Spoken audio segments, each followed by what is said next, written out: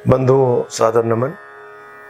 आज फिर आपके सामने एक प्रेरक प्रसंग लेकर उपस्थित हुआ हूं।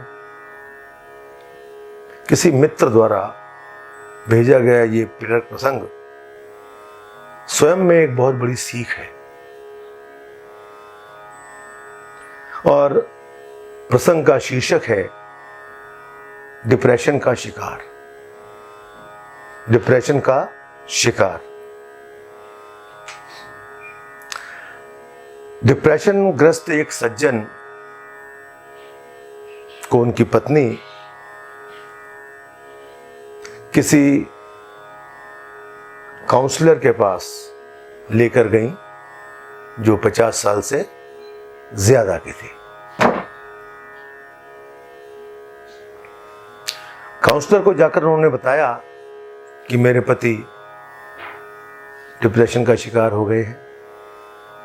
काउंसलर एक ज्योतिषी भी था। जब पति से मिला तो उसने कहा, जी मैं तो बहुत चिंताग्रस्त रहता हूं। तो काउंसलर ने उनकी कुंडली देखी और वो मान गए कि वास्तव में ये व्यक्ति डिप्रेशन का शिकार है। अब उन्होंने काउंसलिंग शुरू की और उन सज्जन से उनकी जीवन गाथा सुननी शुरू की और सज्जन की पत्नी को बाहर बैठने के लिए कहा। पत्नी बाहर जाकर बैठ गई। सज्जन बोलते गए, मैं बहुत परेशान हूं। बच्चों की पढ़ाई, घर का लोन, कार का लोन, ऑफिस की परेशानी, इत्यादि इत्यादि इत्यादि इत्यादि इत्यादि। कुछ करने को मन नहीं करता। अंत में उन्होंने कहा, दुनिया मुझे तोप समझती है, लेकिन मेरे पास तो कारतूस जितना सामान भी नहीं। मैं डिप्रेशन में हूं। कहते हुए उन्होंने पूरी जीवन की किताब खोल दी। तब विद्वान काउंसलर ने कुछ सोचा। सोचने के बाद उसने ये बात कही कि आप 10वीं में किस स्कूल में पढ़ा करते थे? सज्जन ने नाम बता दिया। सज्जन ने उनसे पूछा कि क्या आप स्कूल में जाकर अपने 10वीं के अटेंडेंस रजिस्टर ला सकते हैं?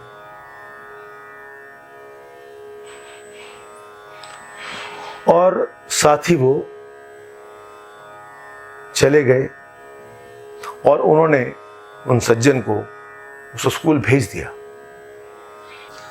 सज्जन स्कूल गए, वहां से 4 रजिस्टर लेके आए और काउंसलर के पास पहुंच गए, जिसमें से 200 नाम उन सज्जन ने निकाल के रखे थे। फिर काउंसलर ने कहा, इन 200 विद्यार्थियों के बारे में आप सारी जानकारी लेकर आए कि आजकल ये क्या कर रहे हैं और आप 1 महीने बाद मेरे पास दोबारा आए। सज्जन ने कहा, ठीक है। सज्जन जब जानकारी लेने लगे तो उनको 200 में से 120 बच्चों की ही जानकारी मिल पाई। और आश्चर्य ये था कि उसमें से 20% लोग मर चुके थे। 7% लड़कियां विधवा थीं या सेपरेटेड थीं।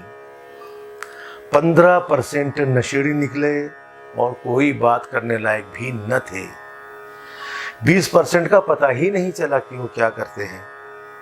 5% इतने गरीब थे कि उनके बारे में बात करना बेमानी था। 5% इतने ज्यादा धनी हो गए थे कि वो किसी से बात ही नहीं करते थे। कुछ कैंसर, 6-7% लकवाग्रस्त डायबिटीज के अभ्यस्त थे और 3-4% दिल के रोगी निकले। और कुछ ऐसे थे जो हाथ पांव के न चलने से बिस्तर पर पड़े हुए थे। और एक ऐसा था जो कि 50 की उम्र में भी सेटल नहीं हुआ था और अब सेटल होने के बाद अपने विवाह के बारे में सोच रहा था। एक व्यक्ति ऐसा निकला जो 50 वर्ष से ऊपर था 2 तलाक के बाद वो तीसरी शादी की फिराक में था। महीने भर बाद ये सज्जन जब काउंसलर के पास सारी डिटेल लेके पहुंचे तो समझ चुके थे कि काउंसलर क्या कहना चाहता है। उसने पूछा कि बताओ अब डिप्रेशन कैसा है।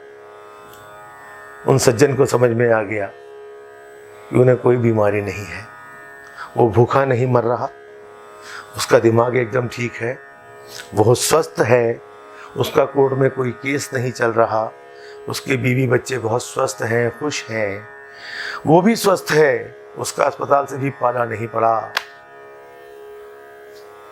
अब दोस्तों आप समझिए कि व्यक्ति वही है, बस सोचने का नजरिया बदल गया।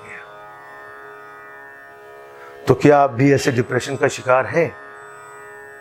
यदि है तो सच मानिए आपको भी अपनी वो 10वीं वाले स्कूल में जाकर रजिस्टर लाने पड़ेंगे, तो आपका डिप्रेशन छू मंतर हो जाएगा। हम स्वयं में दुखी रहते हैं, हमारे आसपास कितने लोग हैं जिनको उतना भी नहीं मिलता जितना हमें नसीब है।